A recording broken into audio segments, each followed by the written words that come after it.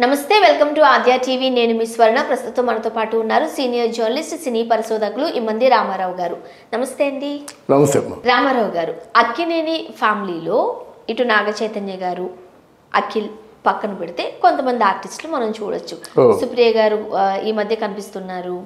Okay, ఇంకొకటి మనం చూడొచ్చు సుశాంత్, ఓకే, సుమంత్ గారు, వీళ్ళు ఉన్నారు. అయితే సుశాంత్ గారికి హీరోగా వచ్చిన ఇమేజ్ కన్నా కూడా ఇప్పుడు రావణాసురులో చేసిన ఏదైతే క్యారెక్టర్ ఉండిందో హీరోతో అంటే రవితేజ గారితో సమానంగానే చేశారు. చాలా మంచి మార్కులు పడ్డాయి. అంటే ఒక తనలోని నటుడిని ఈ సినిమా ద్వారా మనం చూడొచ్చు అంటూ కొంతమంది వార్తలు రాస్తున్నారు, మనం వింటున్నాం. మీరేం చెప్తారు? అంటే సుశాంత్లో చాలా మంచి ఫైర్ ఉందమ్మా.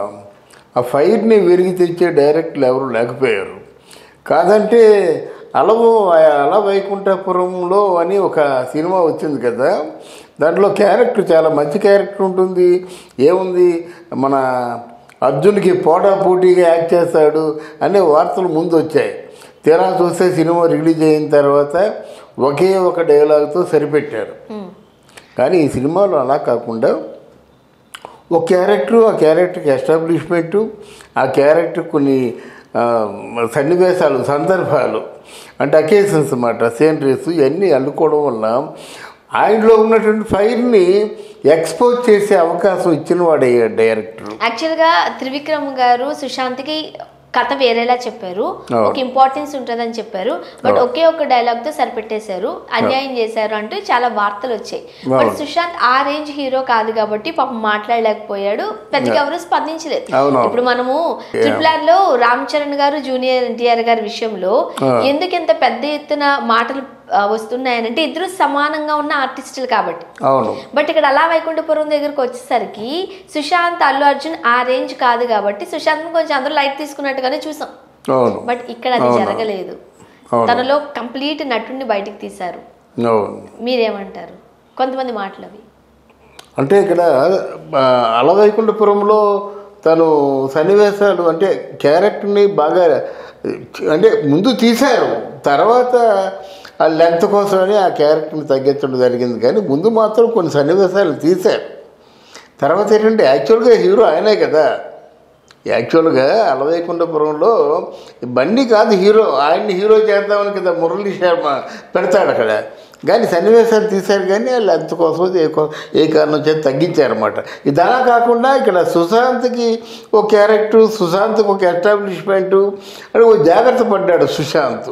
జాగ్రత్త పడి డైరెక్టర్తో ముందే మాట్లాడుకోవడం వల్ల తర్వాత రవితేజలో ఉన్న గొప్పతనం ఏంటంటే పక్కవాడు కూడా పైకి రావాలి, పక్కవాడిని కూడా పైకి అంటే పుష్ చేయాలనేటువంటి అలవాటు ఈయనకి లైఫ్ ఇచ్చిందన్నమాట.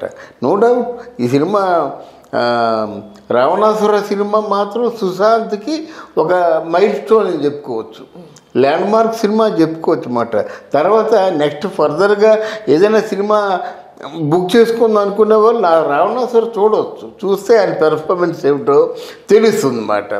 అందువల్ల తర్వాత ముఖ్యంగా ఇక్కడ అఖిలేని ఫ్యామిలీలో ఉన్నటువంటి నాగ చైతన్య, అఖిల్ వీళ్ళకంటే బాగా చేస్తున్నాడు ఆయన. రావణాసురలో కంప్లీట్ అంటే సుశాంత్ లో ఒక హీరోని కొంతమంది డైజెస్ట్ చేసుకున్నారు, కొంతమందికి నచ్చలేదు, యాక్టింగ్ ఏంటి అదేంటి ఇదేంటి అని కొన్ని విమర్శలు ఉన్నాయి.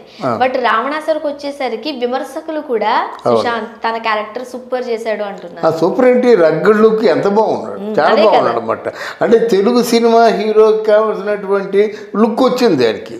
ఆ డైలాగ్ డెలివరీ ఇదంతా బాగుంది, మంచి కసి మీద ఉన్నాడు, ఫైర్ ఎక్స్పోజ్ చేశాడు, క్యారెక్టర్కి ఒక ప్రత్యేకత ఐడెంటిటీ ఉంది కనుక మనం డెఫినెట్గా సుశాంత్ గురించి ఈరోజు చెప్పుకుంటున్నాం.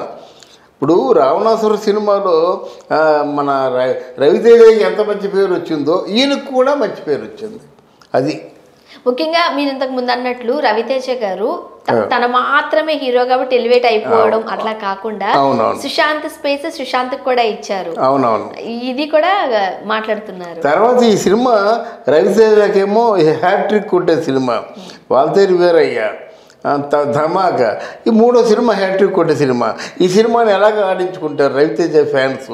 అంటే number of days, number of అంటే మంచి కలెక్షన్స్ ఇవన్నీ వచ్చిన సినిమాగా, విశేషమైన సినిమాగా ఈ సినిమా చెప్పుకోవచ్చు. ఈ ట్రైలర్లు టీజర్స్ చూసినప్పుడు సుశాంత్ ఒక విలన్ పాత్ర ఏమన్నా చేయబోతున్నాడేమో, ఎందుకంటే ఆ హెయిర్, ఆ రగడ వచ్చేసరికి అందరూ అనుకున్నారు. ఆ లుక్ ఉంది. బట్ సినిమా చూస్తే అర్థమైపోయింది పాపం ఎంత పాజిటివ్ క్యారెక్టర్ అండ్ ఎంత బాగా చేశాడు అని. సో ఇప్పుడు అక్కినేని ఫ్యామిలీ నుంచి అంటే మంచి ఆర్టిస్ట్ ఉన్నాడు సుశాంత్. అవునవును, కరెక్ట్. ఇప్పుడు ఆయనకి ఎంకరేజ్మెంట్ ఉంటే మాత్రం చాలా మంచి ఆర్టిస్ట్గా అయిపోతాడు అన్నమాట.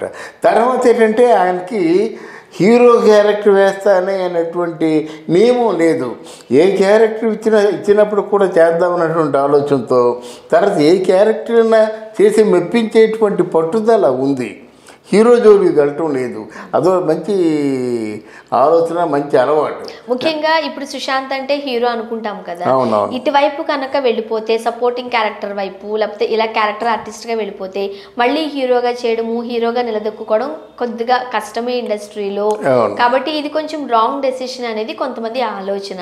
మీరేం చెప్తారు? నేను ఇది రాంగ్ డెసిషన్ కాదమ్మా. ఇప్పుడు కానీ ఆయన తెలివిగా విలన్గా మారినట్టయితే మనకి ఇండస్ట్రీలో చాలా బ్యూటిఫుల్ విలన్. ఇప్పుడు ఈ కుర్రాళ్ళందరికీ కూడా ప్యారలల్గా విలన్గా ఉండేటువంటి ఆర్టిస్ట్ అవుతాడు. ఇప్పుడు అర్జున్కి కానీ, రామ్ చరణ్కి కానీ, తారక్ కానీ వీళ్ళకి విలన్ కావాలనుకోండి, ఈవెన్ నాగ చైతన్య కానీ ఇవి బ్రహ్మాండమే వీళ్ళు అవుతారు అన్నమాట. మంచి రగ్గుల్ లుక్, ఫస్ట్ క్లాస్ అయిన వాయిస్ బాగుంది అన్నమాట. అంటే పెర్ఫార్మెన్స్లో ఈజ్ ఇవన్నీ కనిపిస్తున్నాయి. చాలా మంచి ఫ్యూచర్ ఉంటుంది విలన్గా మారినట్టయితే. హీరో కంటే లాంగ్విటీ ఉంటుంది. ఓకే, సో సుశాంత్ చేసేది మాత్రం రాంగ్ డెసిషన్ కాదు అంటారు మీరు? డెఫినెట్గా మంచి, చాలా అంటే వాళ్ళ అమ్మ ఉంది కదా సుశీల. ఇప్పుడు వాళ్ళ అమ్మ ఉంది కదా, వాళ్ళ అమ్మకి ఏంటంటే ఎన్ని సినిమాలు చూసింది, ఎంతమంది ప్రొడ్యూసర్లు చూసింది, ఎలా ఉంటే లైఫ్లో అంటే క్యారెక్టర్ని ఎలా మలుచుకుంటే బాగుంటుంది ఆవిడ. వాళ్ళ అమ్మకి తెలుసు కనుక వాళ్ళ అమ్మ గైడెన్స్ బాగా హెల్ప్ అవుతుంది. అండ్ నాగార్జున గారు కూడా నాకు తెలిసి, అవును, నాగార్జున గారు కూడా చేస్తారు. చేసినప్పుడు కూడా అసలు ముందు ఒరిజినల్గా ఆయనలో ఉంది కదా, ఆయనలో లేకపోతే ఎవరేం చేయలేరు, ఆయనలో ఉంది కదా. అందువల్ల డెఫినెట్గా ఆయనకి మంచి ఫ్యూచర్ ఉంటుందని నమ్ముతున్నాను. ఓకే, ఇప్పటి నుంచి సుశాంత్ ఎలాంటి క్యారెక్టర్స్ చేస్తే బాగుంటుంది, ఆచితూచి ఎటువంటి అడుగులు వేయాలని చెప్తారు యాజ్ ఎ సీనియర్ జర్నలిస్ట్? మనకి పాత సినిమాల్లోనూ వాళ్ళు ఆదర్శంగా చూపించారమ్మా. పాత సినిమాలో జగ్గి గారు ఉన్నారు. ఏంటి, ఒక 40 సంవత్సరాల వరకు, 30 సంవత్సరాల వరకు సినిమా ఫీల్డ్లో నటించారు. ఏం నటించారు? సేమ్ హీరోతో ఈక్వల్ క్యారెక్టర్లు చేసేవాళ్ళు. జగ్గి చేశారు, రామకృష్ణ చేశారు, తర్వాత ఏమో ఎవరు మన శ్రీధర్ చేశాడు, తర్వాత హర్నాథ్ చేశాడు. వీళ్ళందరూ కూడా డిఫరెంట్ క్యారెక్టర్లు చేసి ఎంత పేరు తెచ్చుకున్నారు, ఎన్నాళ్ళ పాటు యాక్ట్ చేశారు. కనుక వీళ్ళు కూడా